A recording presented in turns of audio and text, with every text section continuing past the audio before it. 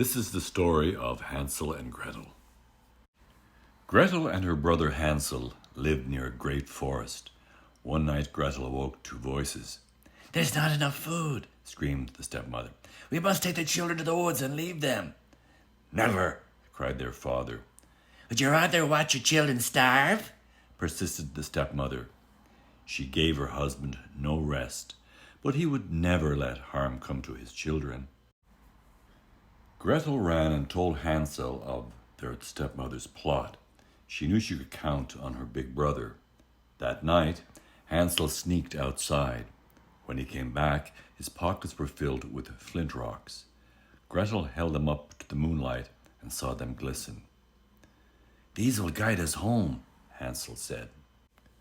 Early one morning, the woman snuck the children out of the house. "Get up, you lazy things," screeched their stepmother. "You must help me gather wood in the forest." Then she led them through the deep woods. Gretel peeked at Hansel as he dropped flint rocks along their path. When they reached the dense woods, their stepmother disappeared. "It's all right, Gretel," said Hansel, giving her hand a squeeze. "The rocks will show us the way home." When the moon rose, the flint rocks glistened. Hansel and Gretel followed the rocks all the way home. The next day, their stepmother took them deeper into the woods. Hansel had no time to collect rocks, so he dropped pieces of bread.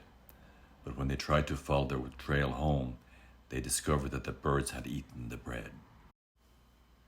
Frightened and confused, Hansel and Gretel wandered in circles until they happened upon a little gingerbread house. "Hansel, look, a whole house made of gingerbread, and the windows are sugar." Gretel yelled as she licked the sweet panes. Hansel broke off a piece of frosting shingle from the roof. Then they heard a voice from inside. "Nibble, nibble, gnaw ear, who is nibbling at my cottage dear?" The door opened and out came a wrinkled old woman. Gretel was terrified. "Come and stay with me, precious ones," said the woman. "I have plenty to eat, as you can see." That night Hansel and Gretel ate a fine meal and slept on pretty little beds. The next day Hansel woke up in a cage. The old woman forced Gretel to cook for her brother. "I'll fatten him before I eat him," said the woman. Gretel wept as she did all that the woman commanded.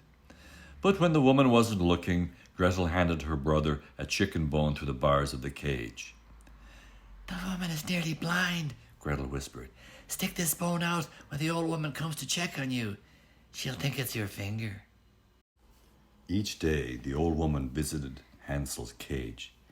"Stretch out your finger so that I may feel if you will soon be fat," she ordered. Hansel, however, held out the chicken bone instead. The old woman grew frustrated. Finally she told Gretel, "Fetch me water for tomorrow. I will eat Hansel, fat or lean." The next day, Gretel was forced to make a fire in the oven. "Now," said the old woman, "crawl in to see if it's hot enough." Gretel knew the woman meant to push her in, so she said, "I don't know how to get in." "Silly goose," cried the woman. "Like this." When the woman crawled into the stove, Gretel slammed the door shut. Gretel unlocked her brother, and they raced for the door. Hansel tripped over an old chest, spilling out diamonds and rubies. The children stuffed their pockets with the old woman's jewels and ran out of the house. They followed a nightingale through the woods. When they were almost home, their father came running to them. He threw his arms around them. "My children," he cried, "when I found out what your stepmother had done, I sent her away. I have been looking for you ever since." Gretel and Hansel lived in comfort and joy with their father, and every now and then Gretel ventured back to the gingerbread cottage for dessert.